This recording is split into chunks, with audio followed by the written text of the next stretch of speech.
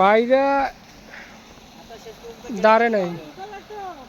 একবার বললো না আপনি গাড়িটা দেখে আসেন অফিসের টাকা এখন নেই ভাড়া রিজার্ভ করার সময় যাইতে হবে। এটা আসার আগে আগে একটা ডিএসএলআর ক্যামেরা নিয়ে আসতে হবে বাস। হ্যাঁ ভাইয়া, ডিএসএলআর একটা ক্যামেরা ভাই হ্যাঁ যদি বলতেছি যে আপনারা মনে থেকে বলেন তো যে একটা সত্য না এটা যে জ্ঞানটা পাইছে সেই জ্ঞানের দুইবার করে করে কাট আছেন।